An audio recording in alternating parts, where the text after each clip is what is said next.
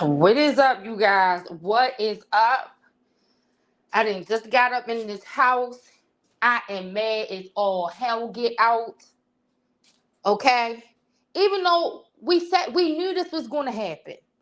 We knew this was gonna happen. We started out hoping that it was gonna be some fairness, but as things started to escalate, we knew this was going to happen. And I think the hardest thing for me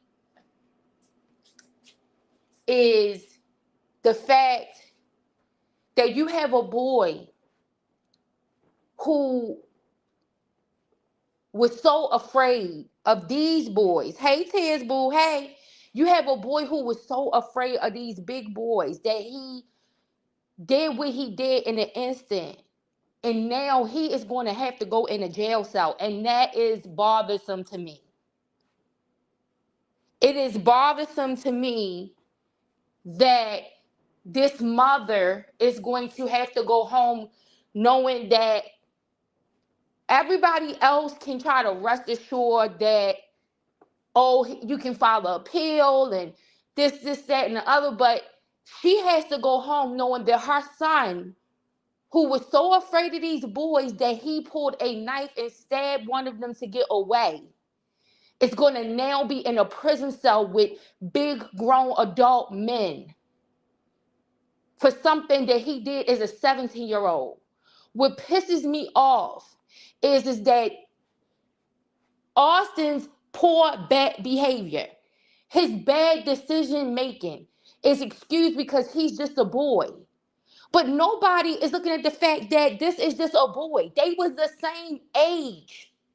And this is why nobody cannot tell me that this is not racism.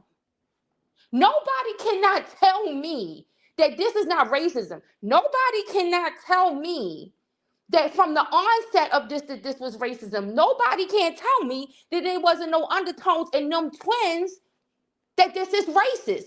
And that all of the people around that came in that courtroom and testified did not testify with some degree of racism or the impact of racism. Because I don't care what anybody say about the color of the people testifying. Them boys in that town that testified and got on that stand, they know if they said something different than whatever it was they was told to say, they know what would be the result. They know what would happen. We sat there and watched that boy Eddie tell bold-faced lies. What other reason would he bold-faced lie like that? That is something that is instilled in you, some type of fear. He's a biracial child at that. Look at how he turns on his black friend when his white boyfriends show up and want to know who the hell is this boy that you got in here and you talking to. And then so much so that you bring your ass on a stand and you lie about something that is obvious and it can be proven. I don't see how any people think that because a person doesn't say, hello, I'm a racist, that they're not racist. This is the impact of racism. This is the effects of racism. Only with a system of racism do people believe that you can place your hands onto someone, initiate the aggravation, and then you are not held accountable to what might happen to you. Because we know in other instances where people didn't even initiate an aggression, that they still made the people who weren't aggressive responsible for the fact that the other person was scared and decided to stand their ground and use deadly force. We've seen this in America. So you cannot say that this is not racism. This is not racist. That you found this boy guilty of first-degree murder when you had another option. I'm not even saying if it wasn't another option, I would have done it. But you had another option on the table. I don't like when they do those lesser included. I talked to y'all about that shit the other day because to me it is proof that they know they didn't prove their case. And when the prosecution did that today, they knew it was a possibility. They knew they didn't prove that shit. That's why they did that shit at the last minute. Because they knew they didn't prove it.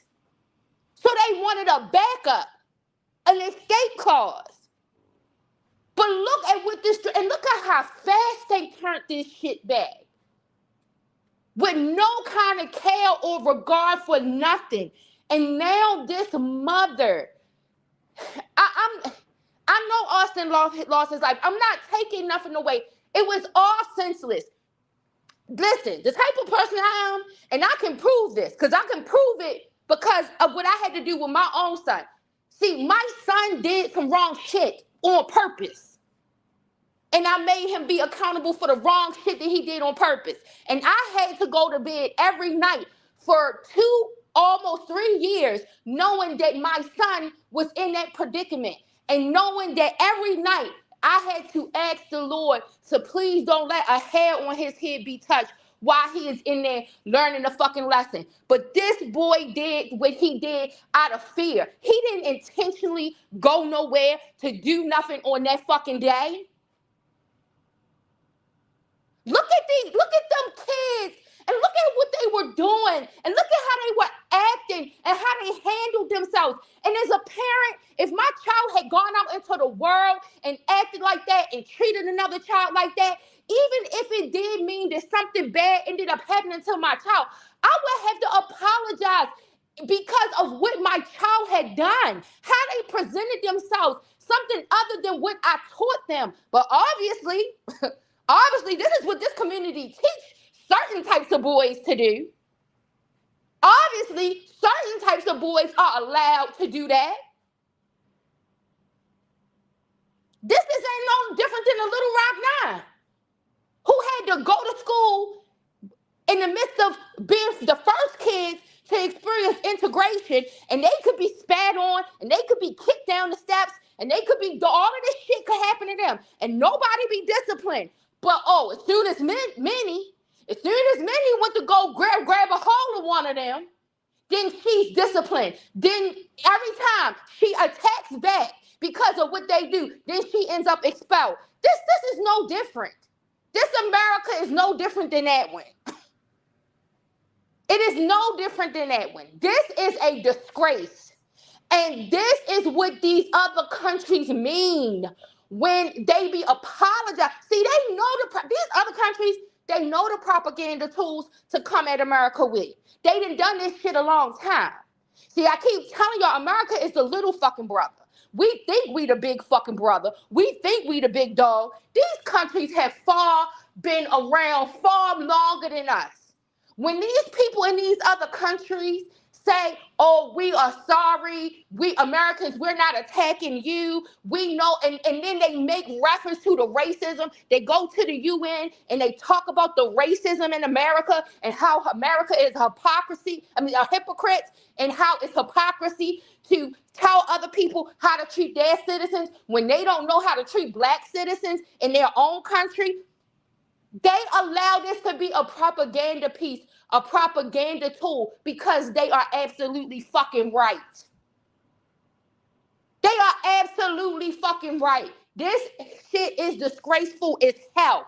Every one of those jurors should have came down there with their fucking heads hanging the fuck down, not wanting to say nothing. Hey, just be to nobody. For you to have an option to give this boy and convict him of manslaughter, but you choose first-degree murder, that ain't nothing but systemic racism. That ain't nothing but systemic racism. For you to paint this boy like he was a grown man, making a grown man decision to respond the way the fuck that he did, but you don't see nothing wrong with the decisions that the rest of this crowd made around him that could have caused him to feel intimidated the way that he did. But you can look at a nigga, and that's what I'm saying, a nigga, Kyle Rittenhouse, with a fucking assault rifle. You're making a big deal about a fucking knife. But you can look at a big-ass, clunky fucking nigga like Kyle Rittenhouse with a fucking assault rifle, and he felt threatened, and so he started shooting into a crowd of people, and he's not guilty though. The same people that's out there talking shit and saying that they want to see this boy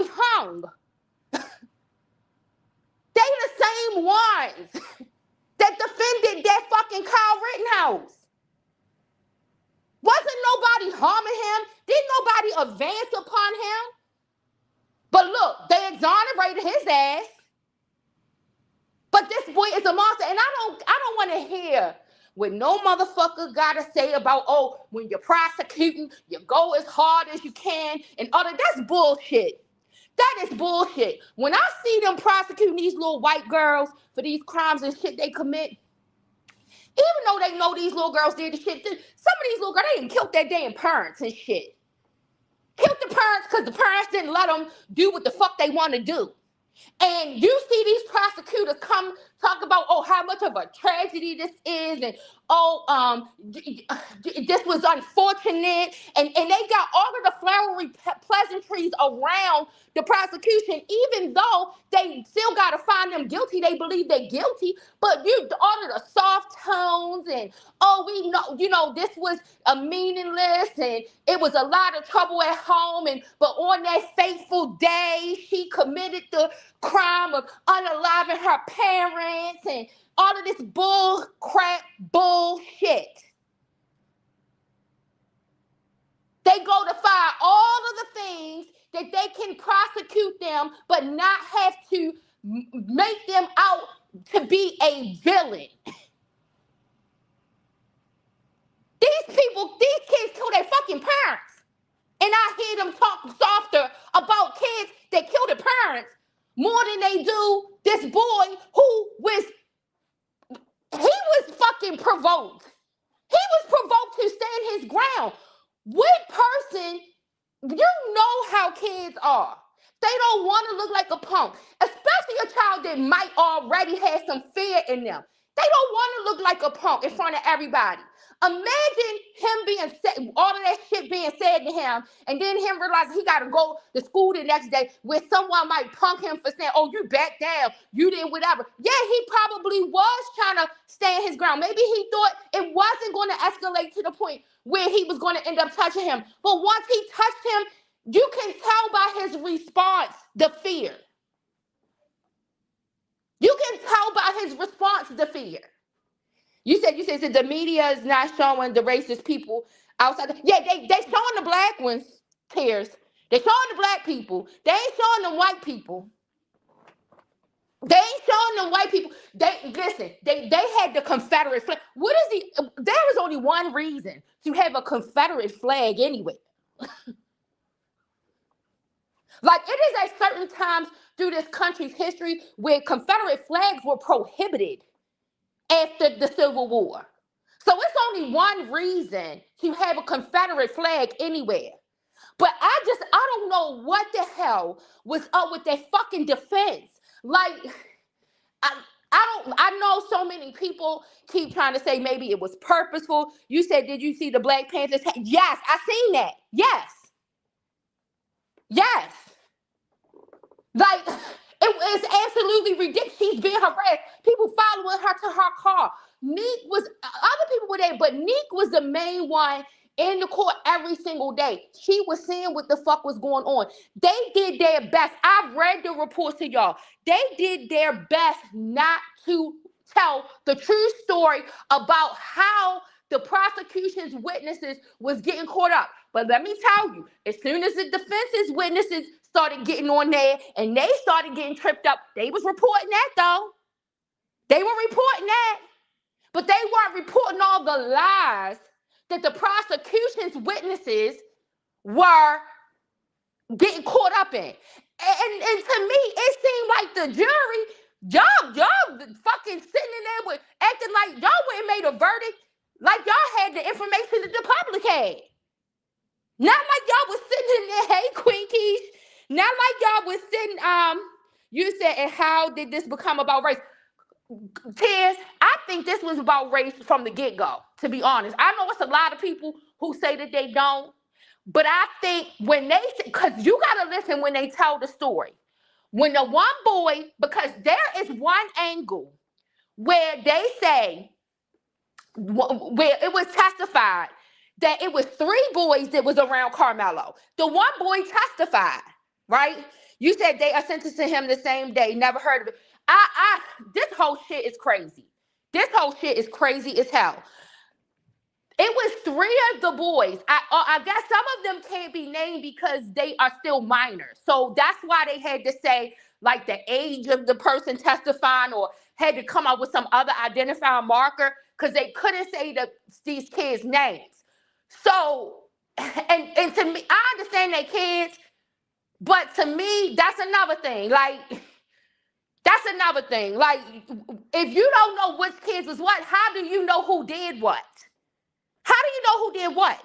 So it was one of the boys testified, and he was basically saying it was Hunter, him, and Austin, because he admitted and testified to that he was also telling Carmelo to get out of the tent.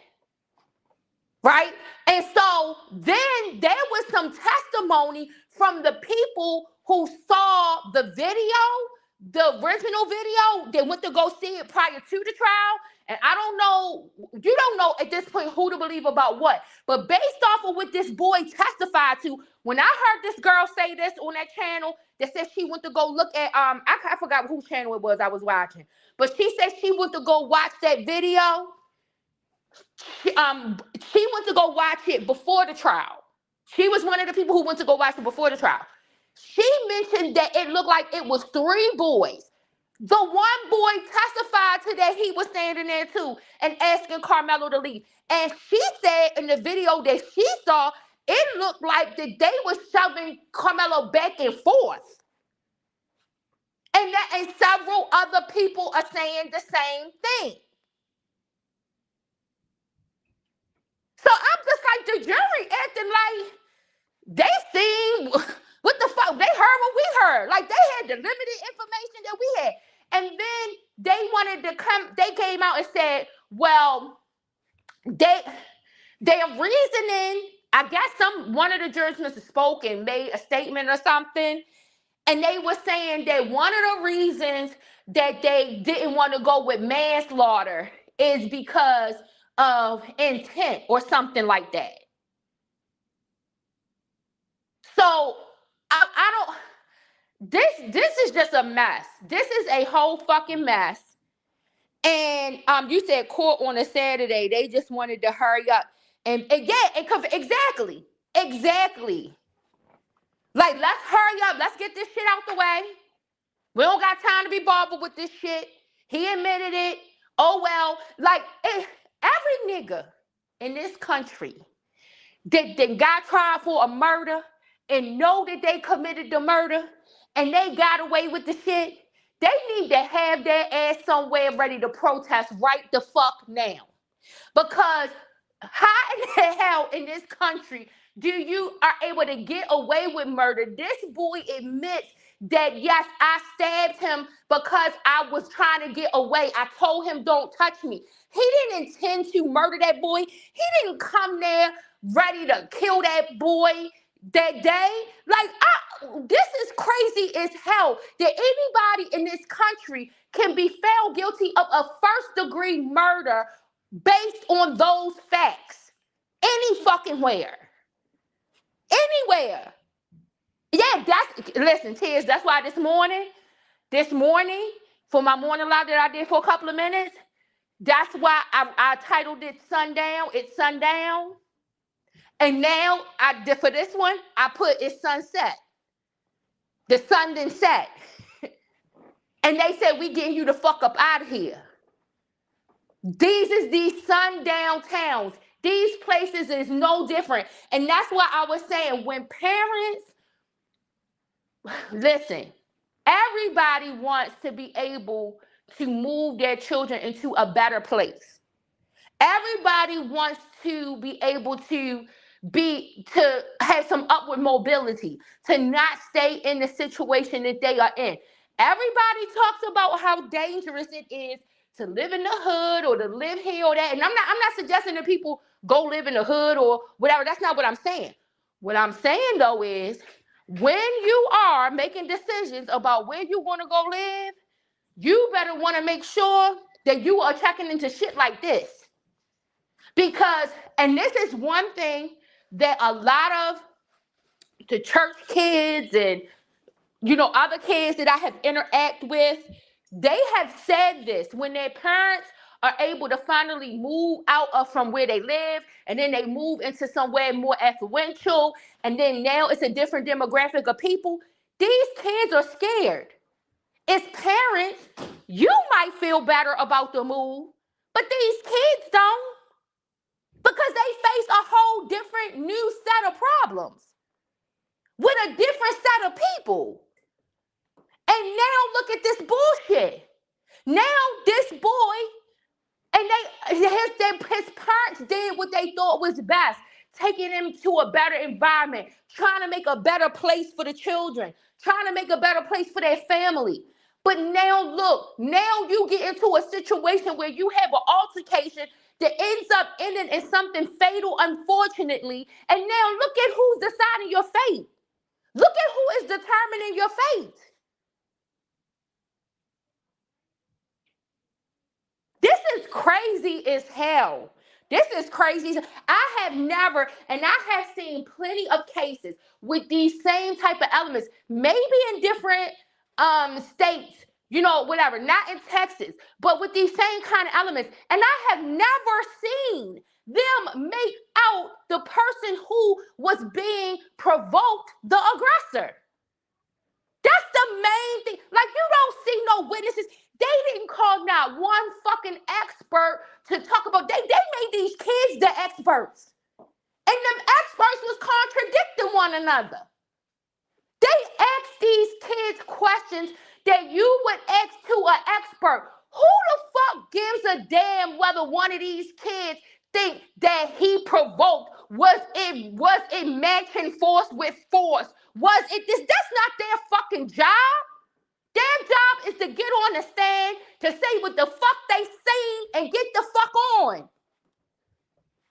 Instead, you asking them questions like they a police officer or a fucking FBI agent or a child psychologist or some shit. These are fucking kids that you didn't prep.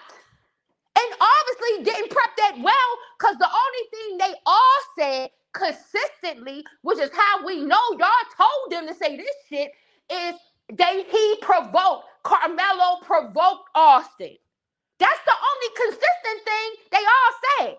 Everything else about all of their stories was fucked up. They want to talk about the stories that the defense's witnesses told.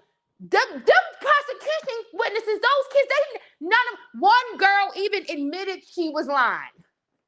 One girl admitted she lied. They didn't even talk about her testimony.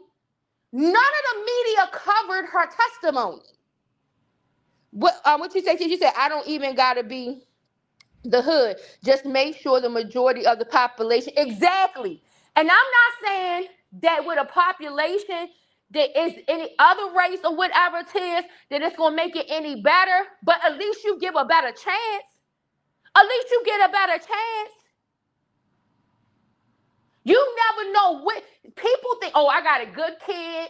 My kid's never going to get into nothing. They're going to thrive in this neighborhood. They'll be just fine. They're going to fit right in. I'm telling you, most of these kids don't feel comfortable when they go into these neighborhoods like that. They know they are different. And the darker they are, they know it even more. And that is why I make that distinction when you look at Eddie and his complexion and you look at Carmelo and his complexion. And this coming from one of the whitest bitches that you might know.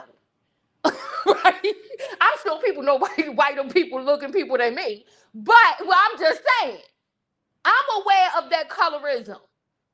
White people, they are colorist when they aren't racist. And this boy Eddie knows it. That's why he did not even know Carmelo. Oh, I don't know him. Oh, I wasn't paying no attention to him. Oh, I wasn't talking to him. All of these fucking lies that then gets debunked. It gets debunked by the prosecution's own witnesses. It gets debunked by the pictures. It gets debunked by the text. It gets debunked by all of the interactions. And then they knew not to throw Hunter ass up on the stand, because in the interviews, he was telling different fucking stories. They was doing everything they could to distance Hunter from the situation so that they could try to make it look like that it was a one-on-one. Even in a one-on-one, it wasn't a match. That boy was almost 100 pounds more than Carmelo. You're talking about a child who has epilepsy, who has seizures. And Just Be, if you still here, obviously my Boy Scout, Cub Scout theory had something going on because Attorney Simone mentioned it today. And then I think I heard several other attorneys on court TV, they said the same thing. The point I was making about the Boy Scout, Cub Scout thing is because essential items are a knife. It is known. People will tell you, if they tell you things like to have in your car, in addition to a first aid kit, some jumper cables, a blanket, all of this, they will tell you you even should have some kind of scissors or a pocket knife. It's not just a Boy Scout essential. I was saying Boy Scout essentials because it's items that it tells everybody they should carry. But the Boy Scouts, the Girl Scouts, the Cub Scouts, they teach kids what to do in emergency situations. And in some emergency situations, a pocket knife is very helpful. It's very helpful. It's not just about having a pocket knife to defend yourself in a bad situation. It's also meant, it's multi-purpose. A pocket knife is multi-purpose. And the reality is a lot of people carry a pocket knife because people who carry them little keychains, they got the bottle openers and corkscrew openers and stuff like that. It's a lot of people who carry keychains like that. It is a knife on there. It's a pocket knife. The blade on those are normally a little smaller than 3.5 inches, but as long as you're carrying a blade under 5.5 inches, you're not breaking the law. I remember one time, Lord God, I was at the movie theater. I was taking my kids to the movies, right? And I had my nieces, nephews, my kids in the car. We was all in the truck. So it was the way you come through the movie theater, this particular movie theater, the cars, you got to drive in one direction in each lane. So I'm trying to find a parking space. So when you come across, it's no stop sign. But when you come perpendicular to those streets coming straight, there are stop signs. Well, I was coming straight, so I had the right of way. This man, though, was trying to come. He had the stop sign. He was driving so fast, he tried to go ahead and turn the corner, and he had to stop. And I didn't let him go. So we kind of like met in the same intersection, but I looked over to him like, I have the right of way. You don't. And so I go to proceed to go up the line. Next thing I know, I get to the top of the line. I didn't see no parking space. He is at the top because he went around the other lane, went the direction that he wasn't supposed to go going up that lane, and he tried to block me in, right? So I'm looking like, what the fuck? So I got the kids in the car, mind you. It had to be at least about 9 kids in the car. It might have been more than that. You said I used to send my daughter to school with a little pocket knife. It looked like a key, but it flipped. Right, exactly. That's a lot of people carry it. For them to try to make it seem like it's something that people don't carry around or something so serious. You know what I'm saying? Like, and yeah, if you're taking it around the intention to commit a crime, maybe. But most people who carry a pocket knife, they ain't doing that. If you people carrying an assault rifle about to commit a crime, whether it's against an animal or a person, that's who committing the crime. Not no goddamn pocket knife. The way they tried to make that boy out to be a villain with that bullshit. So the man, he got me blocked in. So I guess he thought that he was going to.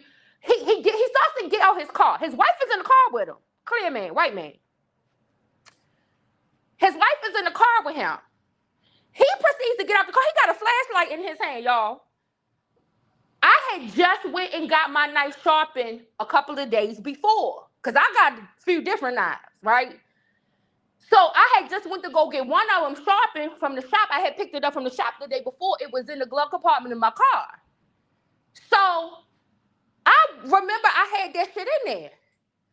And I pulled the knife out, And I just pulled a knife out. I pulled it out from the glove compartment and I flicked up the blade. Cause he's getting out the car like he ready to come to my car. Right? So, and like I said, I got 9 kids in the car. Or more than that. I don't know, it might have been more than that. Right? So he gets his wife. He got this flashlight. He's coming towards my car. His wife see that I flicked that blade up and she starts yelling, get in the car, get in the car, get in the car. So he runs his fat ass back up into his car, moves out my way. Listen, I didn't think nothing about it. I wasn't going to go complain to nobody. I didn't have nothing to go say. Just as chill as I am when it comes to, that's how chill I am. Once some shit is, it's done. It's done. I'm good, right? Just get your ass on. So he took his ass over to the police department and called himself like he was making a report on me. Now, I took my ass into the movie theater with the kids and watched the movie. So when I come out of the movie theater, I have a fucking notice on my car from the Baltimore County Police. So when I see that notice, I was mad as shit because I knew what it was about. So I took the kids home first because I didn't know what was going to happen, right?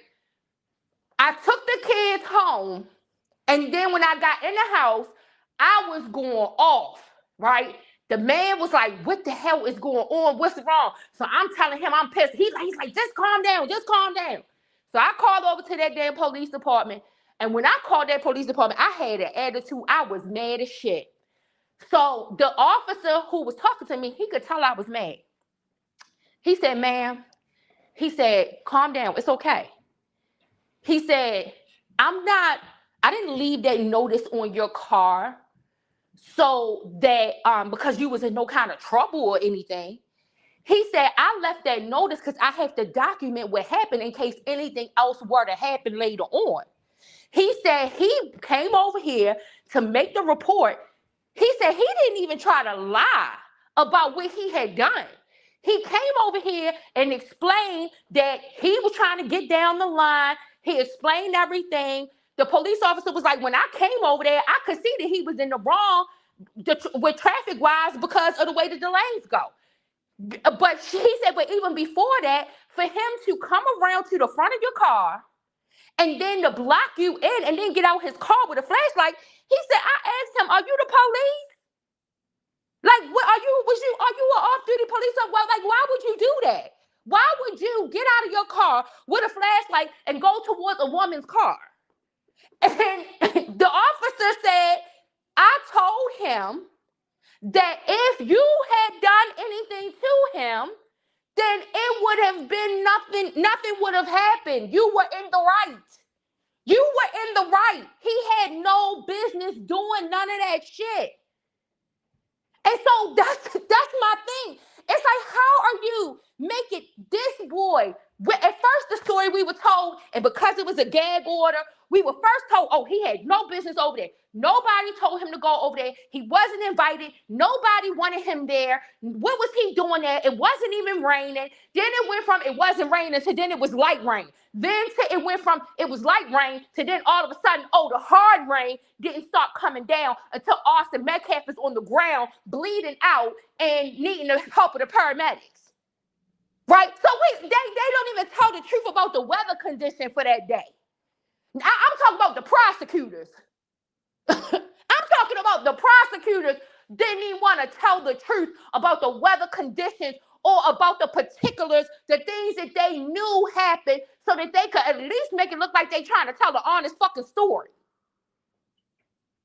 Like, this is all some fucking bullshit. This is bullshit. I would be reluctant to convict him on a manslaughter charge. The other lesson included that they were arguing about adding, I think it was like some type of aggravated assault or something like that. And now maybe I could go with that. Maybe I could go with that. But after hearing the story, I am almost reluctant to charge him with a manslaughter. But I said this, I think it was I don't think it would have mattered. That's the thing. And I think that either Like I said, either it's something that this prosecution got up the sleeve, either that they really did just fuck up the case, or that the defense team knew based on the responses from the jury that it wasn't even going to matter if Carmelo testified. I feel like he should have, but I don't know. I don't know that it would have made a difference, especially how fast that ass went in there and how fast they came back out. Knowing that you had the other option to weigh to convict him of, even if you wanted to convict him. Y'all didn't even take the appropriate time to evaluate that option. And clearly, it was some statements that was made when they came out there that seemed like they was kind of confused about what that other option meant. The definition of that other option.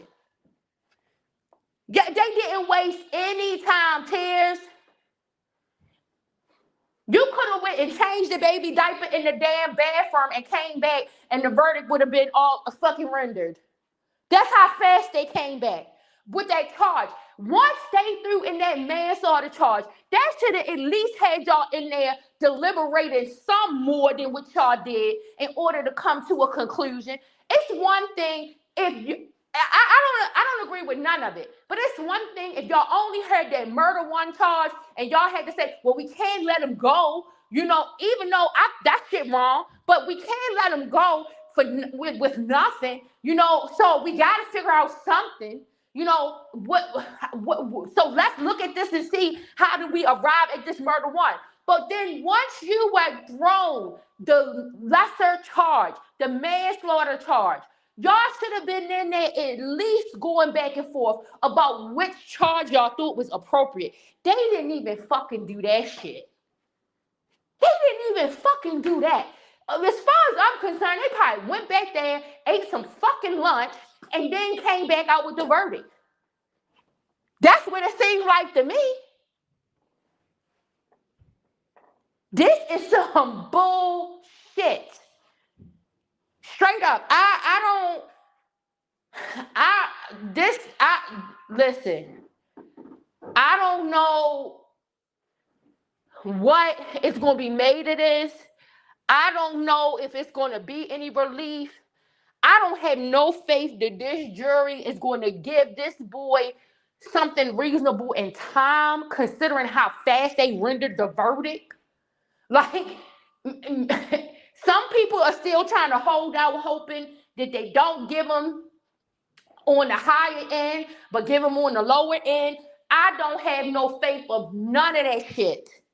Of nothing. Not after how fast they came out. There's several commentators that came out of the courtroom and said the jury foreman, when he came out, he nodded his head at the family and like, yeah, we took care of it.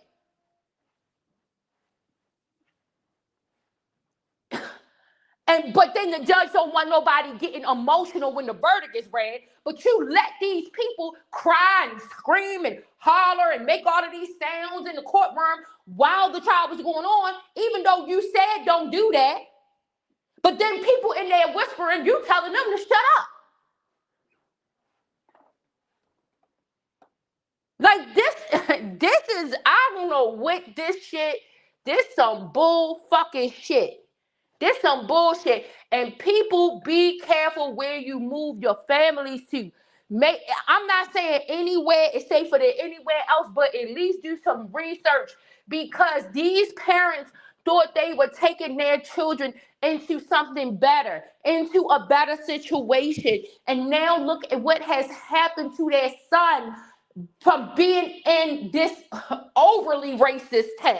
Because I don't know anywhere in America is safe from racism, but this overly racist place where you don't stand a fucking chance. Like to exclude those 3 teachers from that fucking jury and to come up with that fucking excuse. And I know technically, I guess it was allowed. Technically, they know they are in the right. According to the law, that's why that judge was sitting up there the whole time emphasizing following the law, following the law, following the law, because they knew that the way that law is written up, it's in their favor. It's in their favor. And every law ain't like that. Every law, and the problem is you leave so many different people up to interpret that law. Them people came out of there, you can tell they didn't understand what the fuck they was making no decision on. They didn't understand what they was making no decision on. Now, this boy, he stuck with this bullshit. I don't have no faith that the sentence is going to be anything less than 20 years. If they come back with something less than 20 years, I'll be shocked. But I don't have any faith that the sentence is going to be anything less than 20 years. I don't think that those jurors care what any of those fucking people have to say. When they said Asian women, and remember all my life, I said, we got to see how this turn out. It's the reason I said that shit. It's the reason I said that shit. And this is they want to make a big deal. The media is the jury is not all white. The jury is it's just not an African American on the jury. They're not all white. The fuck? You excluded 3 black teachers, 3 black career professionals, 3 black people who are experts in the field of early childhood development, who deal with these types of confrontations and conflicts on a day-to-day basis, who would have brought an insight to that jury and to that deliberation room that probably none of those people in that deliberation room had, but you didn't want that in there. You didn't want that in there because you know that teachers know how to evaluate who provoked who now. You know that. You know ain't no teacher gonna sit in there and say, Carmelo was the provoker. They know better than that. They know what the fuck they see. They ain't stupid. But if you're racist, because that's the only distinction that we got in this situation. What other distinction do we have for them to justify the fact that they believe that when Austin told him to move from that area, that he had the authority to tell him that? Where did he get that authority from? That was not his authority to have. That ain't no different than goddamn children in the goddamn Arkansas school system who didn't want those black children in their goddamn school. They didn't have no authority to say whether they could be in the school. So what did they do? They decided that they were going to treat them bad. They were going to treat them horribly, mistreat them.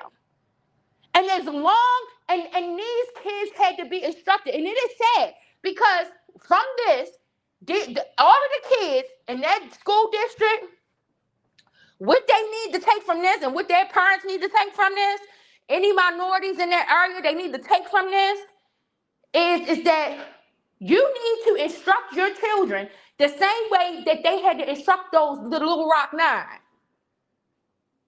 That if somebody touch you, you can't touch them back. If they spit on you, don't spit on them back. Don't do anything because they're looking for a reason to get rid of you. They're looking for a reason to expel you. So when the Little Rock 9 took their ass to that goddamn school, and they had to go in there every day, and they had to be attacked emotionally, physically, and they had to endure that. But it was one, Manny, after a while, she got tired of that shit. And she started responding back. She responded first with a bowl of hot chili for them white boys. She got suspended for that. But she ended up getting expelled. Because after a while, a person can't take that bullshit. And when you look at what has been happening in this county since the coverage of the trial, you get to see when you are looking at these African American reporters that they are automatically assuming are on the side of Carmelo because of their skin color and the way that they have been treated throughout this process. That's enough right there. It is a culture. And that's how race got into this. It's a culture. The reason why they thought that Austin's voice had some authority is because he was a different hue than Carmelo. That's why.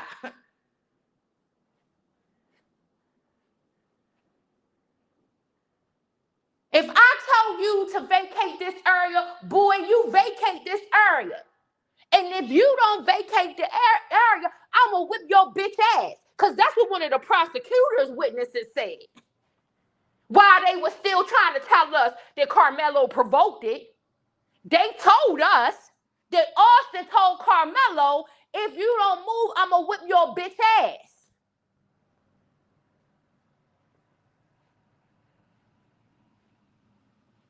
That same witness that was the prosecutor's witness told the people that Carmelo told him, as long as you don't touch me, we good.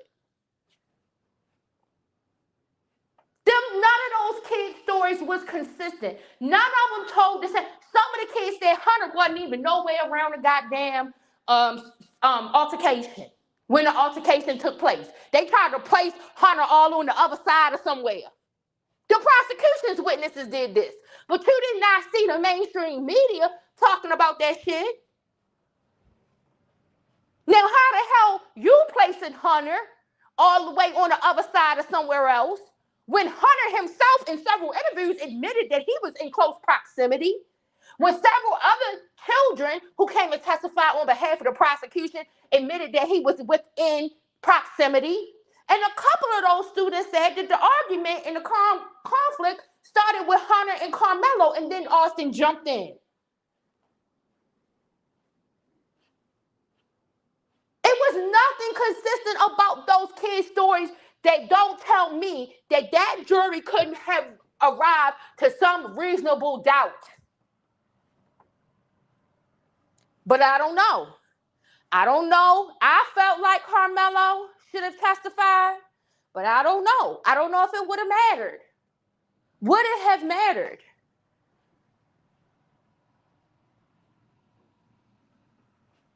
This jury was hell-bent on sending him where they intended to send him.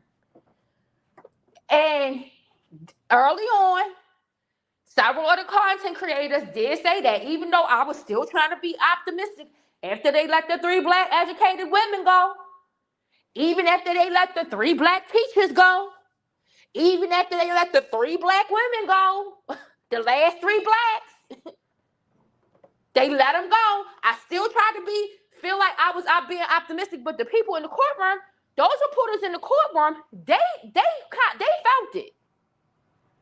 They was like, this is going to be tough.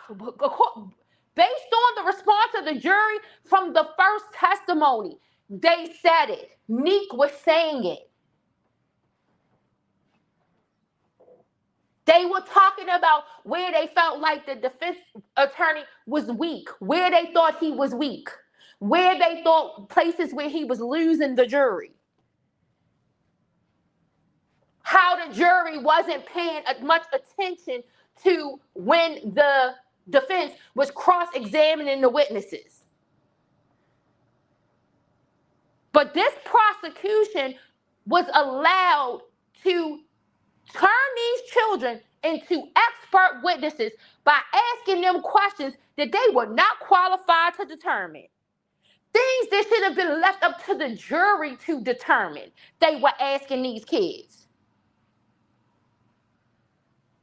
And these kids couldn't even tell a consistent story. Several of them got caught up in the lie. But you want to ask them their expert opinion on who they thought provoked their situation. And you know damn well they lying. You know they lying.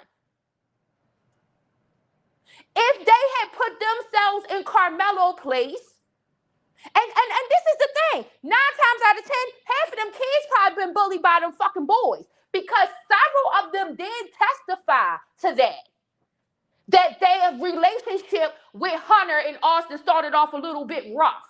They used to feel intimidated by them. They used to be afraid of them. They used to think that they were aggressive, but they didn't think that no more. They testified to that shit.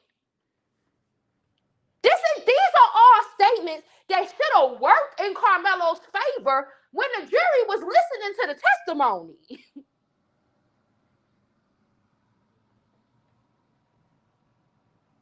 Y'all, this shit is crazy as hell.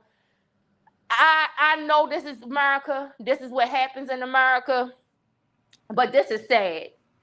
This is sad, sad, sad. And this is why I get so angry when we go to other countries trying to tell them how to treat their fucking people. But this is how you treat your people. You want to go around being the bully, telling everybody else when they committing crimes against humanity and war crimes and doing all this bullshit. You done took your ass on a Friday night and a Saturday morning to go steal the whole man from his fucking country.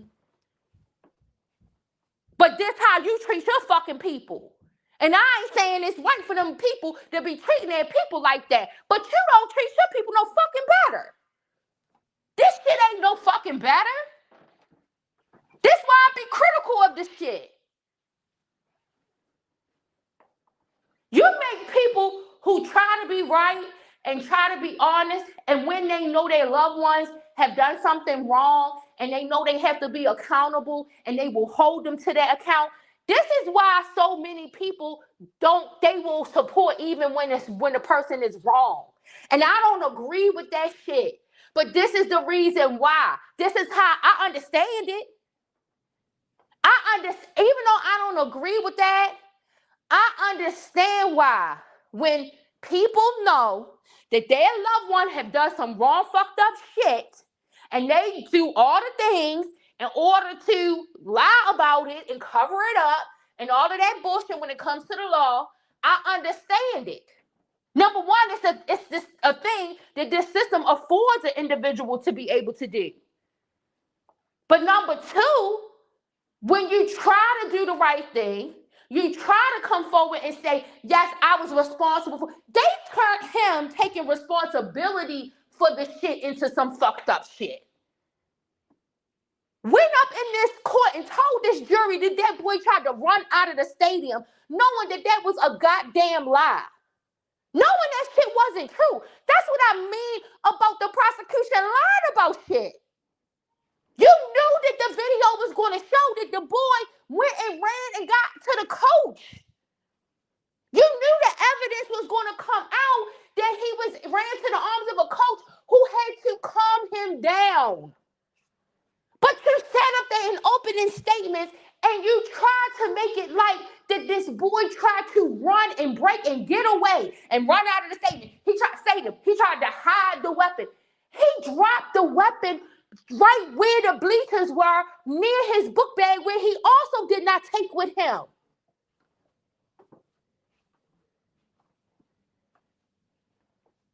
Like, this is what I mean about blatant. Like, you might want to go hard, but this is fucking lying. When you know that the evidence is going to come out and say something else. But you don't know, they didn't care about them telling no lie. Obviously, they had some experience with this strategy working in their county. Obviously, they know the outcome they're going to get. They know they're not going to suffer no consequence for that bullshit. They purposefully in opening statements misrepresented what was going to be shown on the video. What actually took place? That boy did not try to get away. He took accountability for the actual stabbing from the beginning. He did not think that he killed that boy. It was several officers who talked about how hysterical he was. He told them, I did this, probably in a way to try to calm down so they won't think somebody else did some shit and did some harm, end up coming to someone else because of it. But then you got the boy that's supposed to be his friend that while this whole altercation is taking place between his two mutual friends, supposedly Carmelo is his friend and Austin is his friend, he's holding his phone up and acting like he's recording. He says he was acting like he's recording. Now, we can't believe that shit.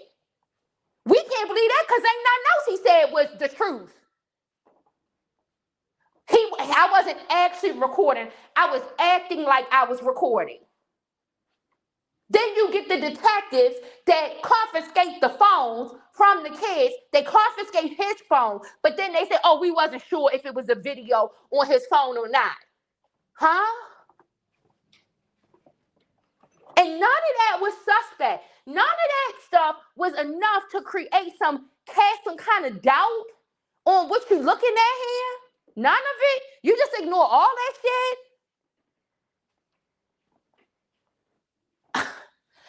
I don't understand. You said I wouldn't have met. Yeah, I don't think so either, Tiz.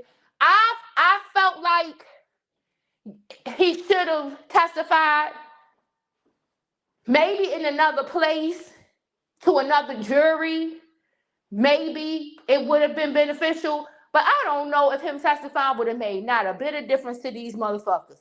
They didn't want to hear nothing that was going to make this boy anything less than the monster that the prosecutors created him to be.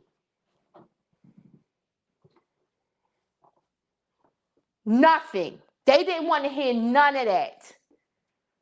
This is a crying shame. It is a crying shame.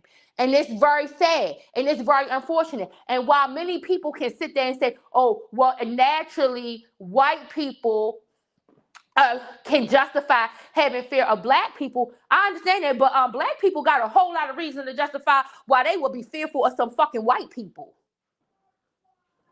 So it doesn't, the same way, the same fear that white people can try to say they have of blacks, well, blacks can say that they have fear of whites based on all of the things that we see on a daily basis. Has an impact on this young boy who is having to go to school and be around this type of system. And obviously, it's a system. The sheriff system. Neek is going into the court. She's reporting what is happening, the harassment that is happening to her, in an attempt for her to try to neutralize the situation. And what do they do in the court? They provoke the situation. They become a part of the harassment. They wanted her to leave, just like those boys wanted Carmelo to leave. You use fear and intimidation. These are racist tactics that people use. Fear and intimidation. I'm going to make you fearful to come here. I'm going to intimidate you to leave out. And then if that doesn't work, then I'm going to physically take you out. And that's exactly what Austin tried to do. That's exactly what he tried to do. And if something would have happened, regardless weapon or not, to Carmelo Anthony, and when Austin attempted to do what he did, I can guarantee you that this wouldn't be the outcome. We probably wouldn't even have ever seen the inside of a fucking courtroom.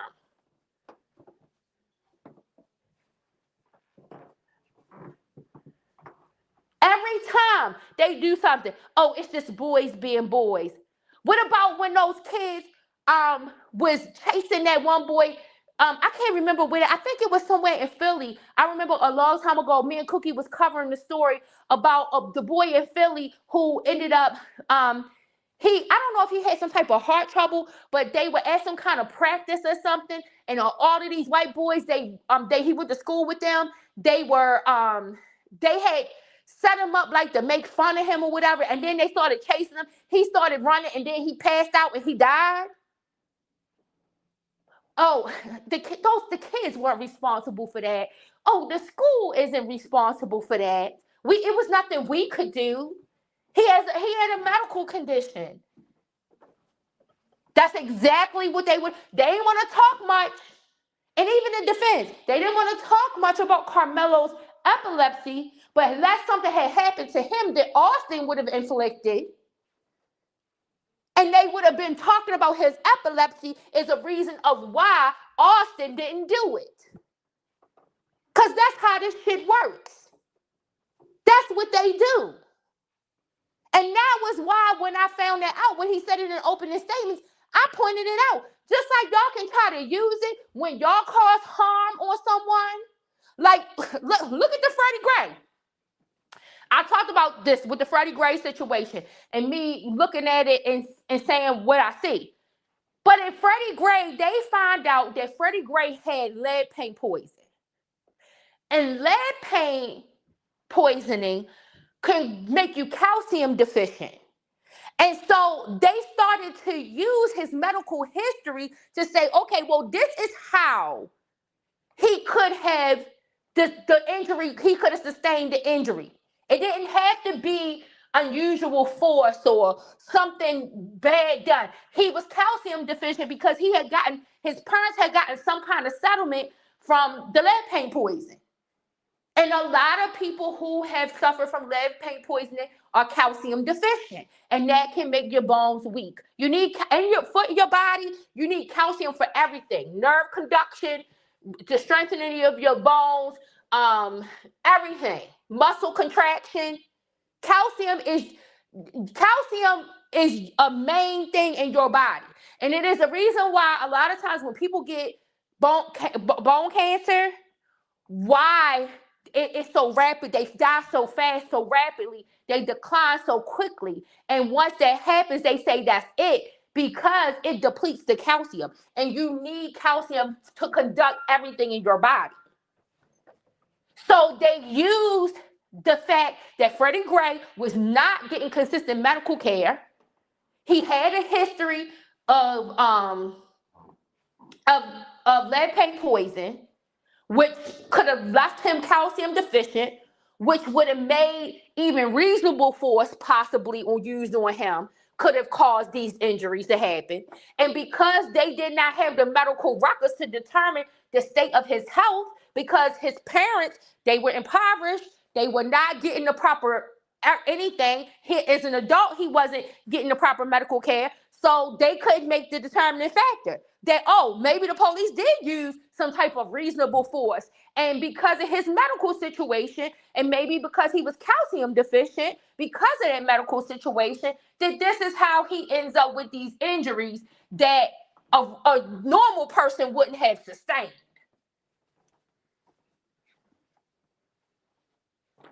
So we see this boy, Carmelo, with this diagnosis of epilepsy that had the tables turned and had Austin's aggression cause a fatality for Carmelo and his family.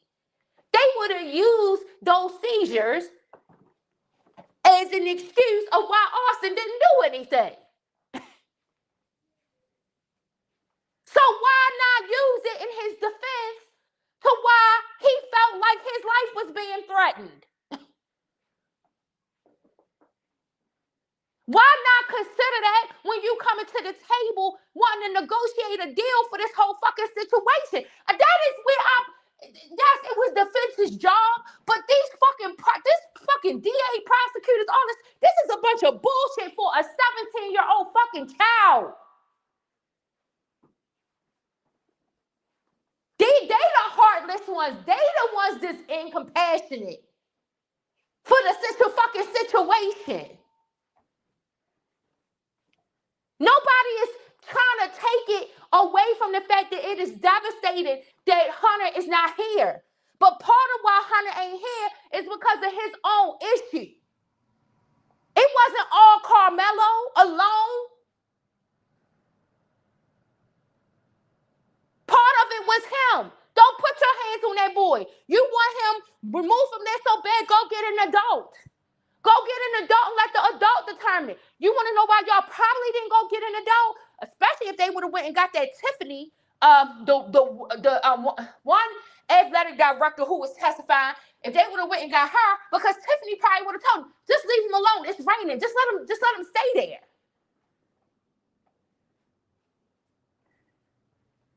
Because that's the reasonable thing to do when something like that is going on.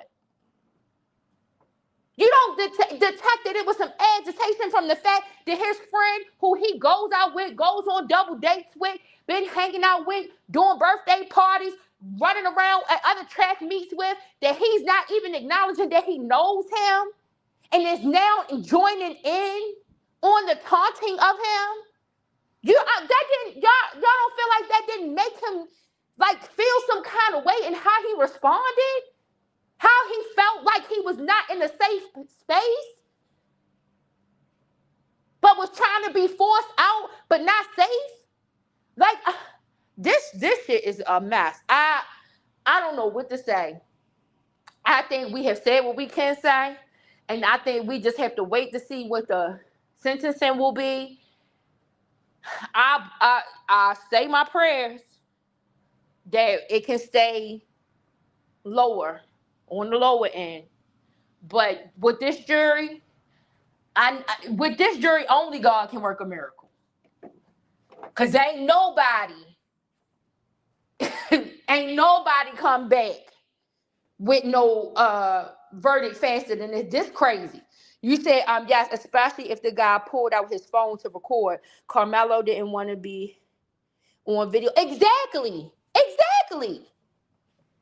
That's what I'm saying, Tish. Like, you are the jury. You're sitting there listening to all of this stuff. This stuff don't trigger you. But now I know why. You didn't want those 3 black women teachers on your jury. Now I know why. It had nothing to do with their reasonableness, their ability to be able to assess fairly. It had to do that you knew that they were the experts, that they know better, that they can tell the difference between somebody who's being provoked and who is not, that they can tell who is the aggressor and who is not, that they can look at all of these particulars and say, okay, nobody wants to be the subject of a viral video of getting their ass whooped. Because that's exactly what these kids are doing. Let me tell y'all a story. It's a kid, and one of my kids went to school with. The child was a friend of one of my kids, right? And he had very strict parents. And so his parents is the type of parents like, you just do what the teacher say. You don't you respect adults, all this other stuff. And I don't know, I guess their punishment is so strict that he is afraid of going against that. So he does that. So one particular day, he was in the classroom and he had to go to the bathroom, and he was asking the teacher if he could go to the bathroom. I guess the class was acting up or something that day. So the teacher was kind of, I guess, fed up with the class, and she basically was like, no, you're going to have to wait. And so he was sitting in the seat shaking because he had to go to the bathroom so bad, right? Well, these students decided to record him sitting in the seat, like with his legs shaking and everything, because he had to go to the bathroom. And they reposted the video and said that the child was masturbating in the classroom.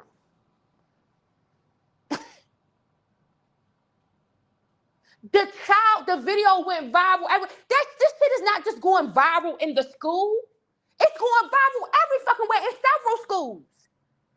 This is what I mean when I say we have no idea about bullying and all of this bullshit as kids, because these kids deal with a whole lot on a more massive level when it comes to this type shit. So imagine that now this whole shit has escalated, and now your homeboy who you've been hanging out with, who is friends with your girlfriend, like family with your girlfriend, takes his phone out and starts to record.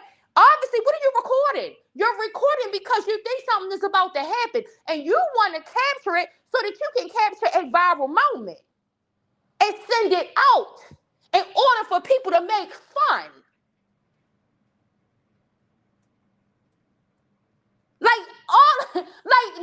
Where is the interpretation? But you want to know what? The jury wasn't listening to none of that. They wasn't listening to none of that. They didn't care about none of that.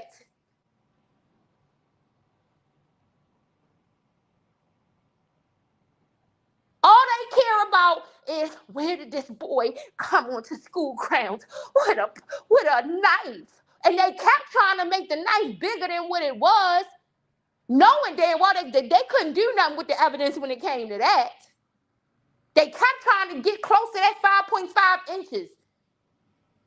But it was 3.5 inches, the knife. And like I said, a lot of people are carrying a knife around. They don't even know they carrying one around. If they carry one of them little key things, they got a bottle opener and all that stuff on there. That's a pocket knife.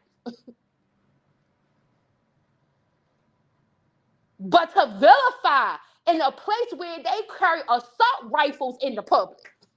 What it was surrounding this trial, there were several big white boys, country boys, that came out, and I heard them in different panels. They were talking and they were saying, like, for the people who made a big deal about him having a pocket knife, they were saying that sometimes they had pocket knives around because a roadkill. Now I ain't going on no road and cutting up no meat and no shit like that, but that's with them people in the country. They do that shit. And then they were saying, one of the guys on the panel I was listening to, he said that he's had it with his coworkers. They'll get a new gun for Christmas or birthday or whatever, and then they will have it in their car and take it to their job and tell people to come out and look at it. Look at what I got. Like, so, I mean, what is, I don't understand. I don't understand. I don't understand the people's shock about him having a pocket knife. I don't know whether they thought that he had a motherfucking, some Freddy Krueger knives, a fucking Jason, Texas Chainsaw Massacre. I guess that's what they have the people thinking. It's a pocket knife. It is a normal thing for people to have. You can teach a 5-year-old how to do it. As a matter of fact, the Cub Scouts of America teach all of their 5-year-olds the essentials in the ways to use a pocket knife.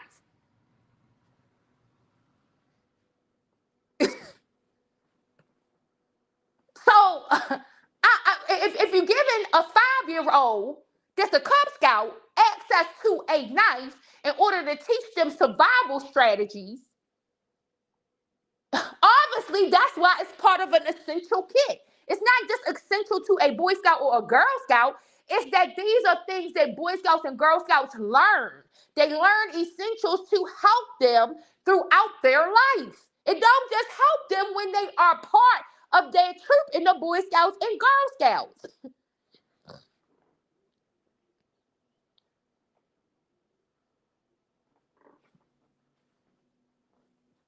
This is horrible, y'all. I don't know what else to say about this. I guess we just gotta wait and see. I haven't even looked to see what I know Queen Keish, you came in and said something about the sentencing. I'm not sure if they were still there at the court or not. Once I heard the verdict, I listened to a couple of things and then I had to stop because it was just too many white people. And Megyn Kelly, I can't stand her. Her and that goddamn Matt Walsh. I think his name Matt Walsh or whatever. Oh, he get under my skin bad. He gets under my skin so bad. But I couldn't. Because this is just the thought of that mother and what's going to be running through her. And like I said, imagine if he was afraid of these boys. Imagine what it's about to be like when he got to go into that jail. And I know some people say, oh, well, he should have thought about that before he did what he did. I want to know that some of the same people who say that, what would you do to defend yourself in a situation? Like, it's a lot of people who don't even want to allow people to have the freedom of their own thoughts. And we'll get mad over that and we'll start attacking people because of that. So imagine somebody in your face coming at you the way that he was being made an example of in front of everybody. He was being made the butt of a joke in front of everybody. Imagine somebody doing that to you and how you will respond. As an adult, you ain't going to respond better. You're not. You're not. I see adults all day, every day who respond way worse. Yeah, this was physical because they was within the same physical space. But some of the bullshit I done seen, these adults is way worse than these fucking kids. And they supposed to have the maturity level to not respond like that. So I don't believe the adults. I don't believe them when they are looking at it and saying, oh, well, he should have did this, and oh, he should have thought about this when he did that, and blah, blah, blah, blah. This is not a cold-blooded killer. This ain't no boy. I didn't see these fucking adults go out and defend a cold-blooded fucking murderer. I mean, let's just talk about it. I didn't see some of these people defend a cold-blooded murderer. People rapping about murdering in their rap songs and shit. But they'll say, oh, well, he did kill someone. And he shouldn't have used. Come the fuck on now. Come on.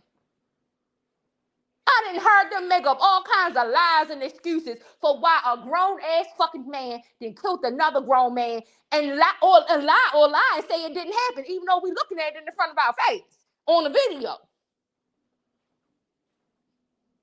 Like, so I can't go. I ain't going on this one.